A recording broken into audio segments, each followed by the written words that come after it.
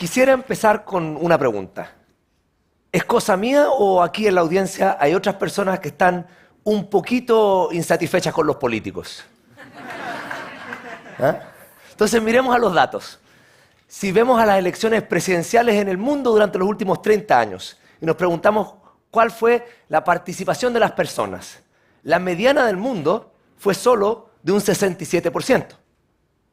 Después nos vamos a Europa y nos preguntamos, bueno, ¿cuánta gente participa en las elecciones para el Parlamento Europeo?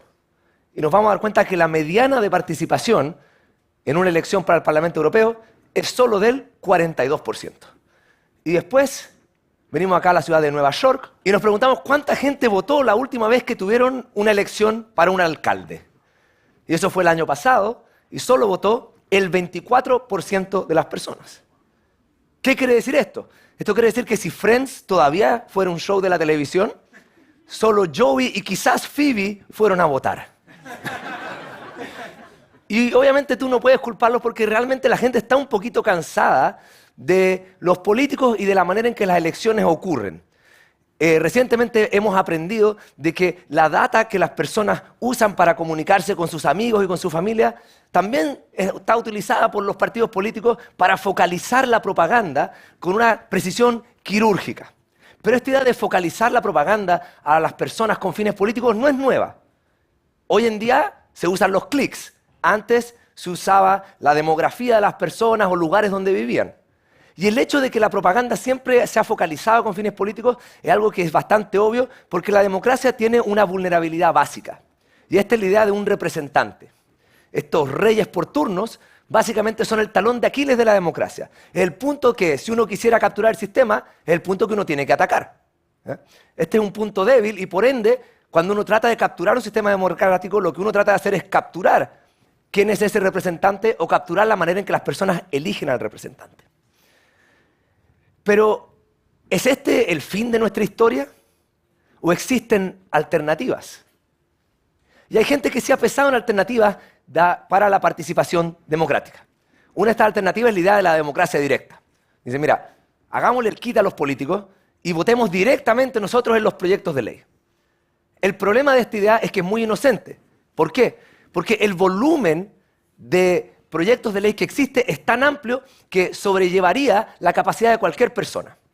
Si vemos el Congreso de los Estados Unidos, entre el año 2015 y el año 2016, la Cámara de Diputados evaluó más de 6.000 proyectos de ley, el Senado evaluó más de 3.000 proyectos de ley y se aprobaron más de 300 leyes.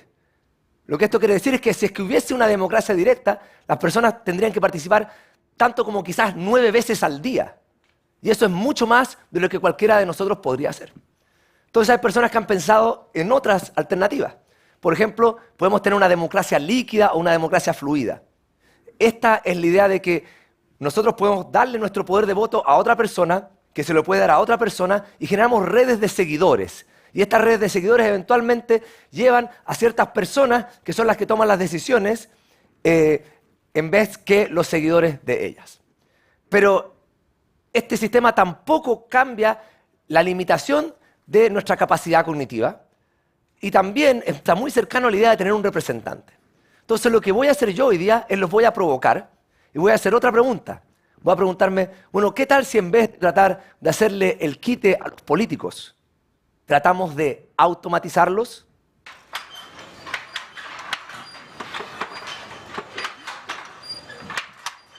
La idea de la automatización no es nueva. Partió hace ya casi 300 años cuando personas en Francia se dieron cuenta que podían hacer un matrimonio entre los telares y las máquinas a vapor. Y en ese momento se empiezan a desarrollar los telares autónomos. Y estos telares autónomos empiezan a dar una explosión de creatividad. Ahora las personas no tenían que pasar el tiempo haciendo labores repetitivas, sino que podían empezar a diseñar patrones para las telas usando tarjetas perforadas. Y esta creatividad fue enorme, pero también nos dio otras lecciones de cómo ocurre la automatización. Así como nosotros pasamos del telar manual al telar autónomo, hemos aprendido a automatizar sistemas usando un texto que es bastante similar. Y la historia es la siguiente. Los humanos primero identifican una necesidad. En el caso del telar, la necesidad es la necesidad del vestuario. Después generamos herramientas que nos ayudan a satisfacer esa necesidad. En este caso es el telar. Y después estudiamos cómo las personas usan esas herramientas para poder automatizar a las personas. En el caso del telar, nos demoramos miles de años en aprender cómo las personas usaban un telar para pasar del telar mecánico al telar autónomo. En el caso del automóvil, donde la necesidad era el transporte, después de quizás un poco más de 100 años, estamos pasando de un auto mecánico a un auto autónomo. Pero la diferencia es que hoy en día la automatización está acelerando. Este es un video que un amigo mío que trabaja en Toshiba me compartió, y esta es una fábrica que fabrica discos duros sólidos en la cual no existe ninguna persona. La fábrica entera es un robot. ¿Ya? Y lo que yo hago en mi día a día es generar herramientas que ayudan a integrar, distribuir y visualizar datos a gran escala, a la escala de un país o a la escala de una empresa, para ayudar a administrar un futuro en el cual la fuerza de trabajo va a tener una componente autónoma importante.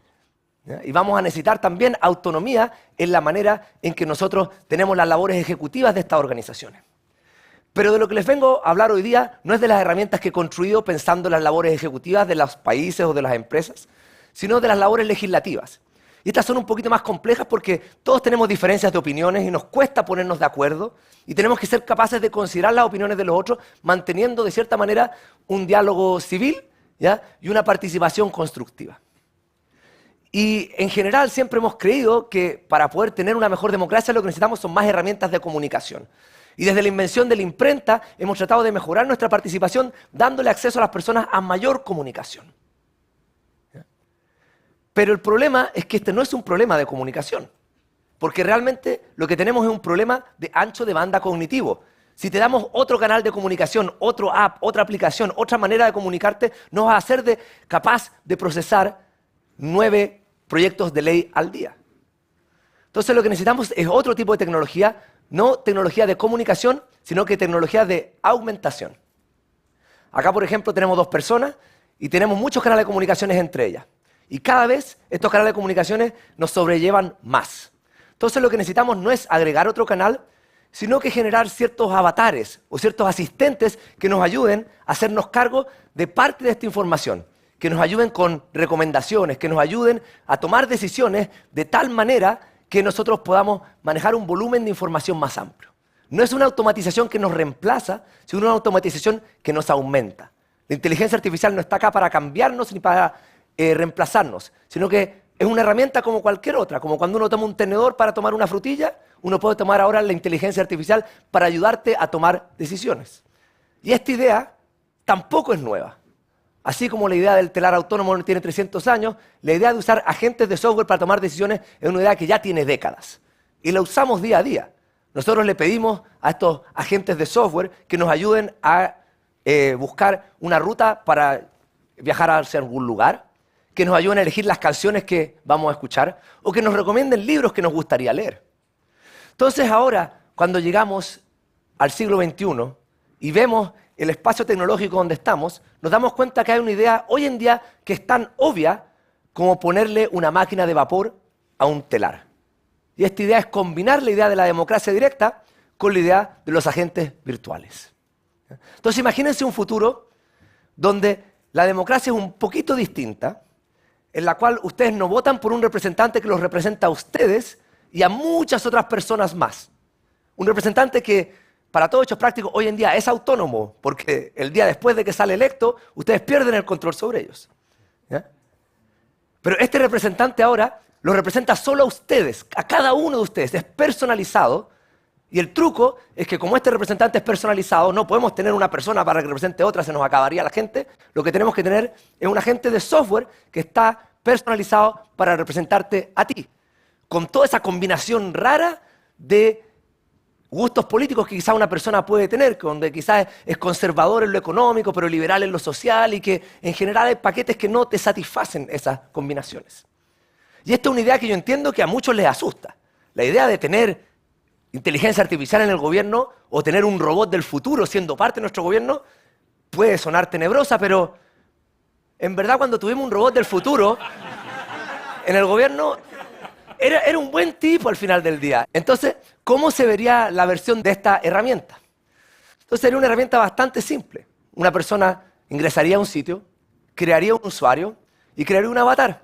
Y lo primero que vería es un mercado de distintas herramientas que tendría disponible para entrenar este avatar. Contestaría encuestas, conectaría este sistema quizás a sus hábitos de lectura u otro tipo de data que tienen online, ¿ya? Y no habría decepción, no habría mentira, porque no estamos recolectando data para comunicarnos con nuestros amigos y nuestra familia, y después esta data está siendo usada para tomar decisiones políticas. Esta es data que se está recolectando para entrenar un avatar.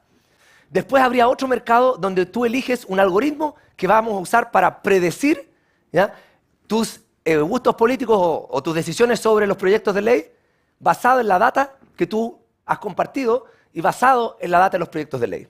Y esto también es un mercado abierto porque nadie puede ser dueño de esto, ¿ya? Hay personas que pueden someter nuevos algoritmos, ¿ya? Y los algoritmos pueden ser simples o pueden ser complejos, y el usuario es capaz de ver cómo estos algoritmos están haciendo predicciones, los puede corregir y los puede elegir y puede cambiar, ¿ya? Y con eso el sistema se mantiene abierto. Finalmente, hay un espacio donde la persona puede llegar y evaluar, ver qué es lo que el algoritmo está eligiendo, si es que está de acuerdo o desacuerdo, y con eso va corrigiendo el algoritmo, y eso ayuda a que estos distintos algoritmos puedan aprender.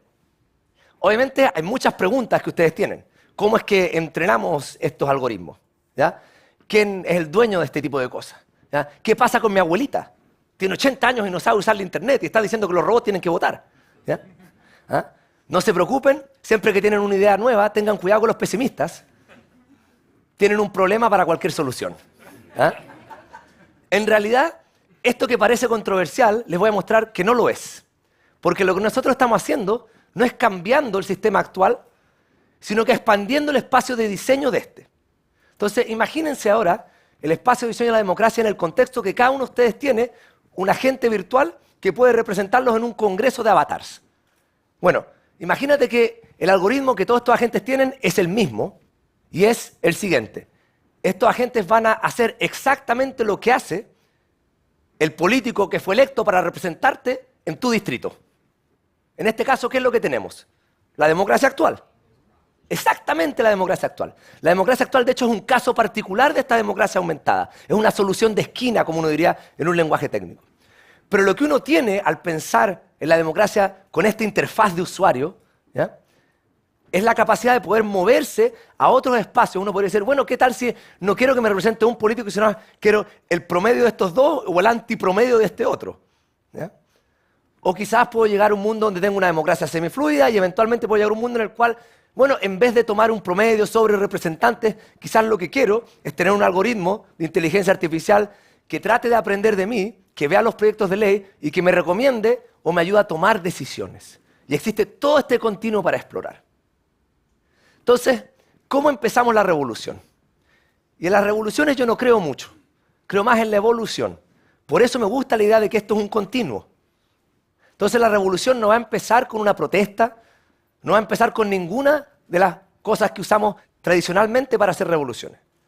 De la manera que esto va a empezar quizás es haciendo proyectos pequeñitos en las universidades, en los colegios, en los diarios, ¿ya?, que sean extraoficiales, porque no hay nada ilegal con hacer un algoritmo que tome tus datos y que te haga una predicción de cómo votarías si tú estuvieras en el Congreso de tu país, ¿ya?, pero te ayuda a dar ese contrafactual, ¿ya? Y eventualmente en estos pequeños proyectos, quizás que involucren a 1000 personas, 100.000 personas, cientos de personas, vamos a empezar a aprender cómo entrenar estos algoritmos, cómo hacer que estos algoritmos sean transparentes, cómo asegurar de que la data esté guardada de una manera segura. Y de a poquito, de a poquito, de a poquito, quizás nos vamos a empezar a acostumbrar a la idea de que la interfaz de usuario de la democracia puede ser mejor. Una de las hipótesis que yo tengo es que usamos la democracia muy poco porque la interfaz de usuario que tiene es muy mala, ¿ya? Y quizás la usaríamos más si tenemos una mejor manera de interactuar con ella. Entonces, esta idea yo estoy de acuerdo. Hoy en día, en el año 2018, suena como una locura. Pero esta locura de hoy en día, quizás cuando mi hija tenga mi edad, ya no va a ser una locura. Va a ser una idea que su papá dijo hace 30 años o más en un escenario en Vancouver y en Nueva York. Y en ese momento, nosotros quizás vamos a estar al final de nuestra historia, pero ella va a estar al comienzo de la de ella. Muchas gracias.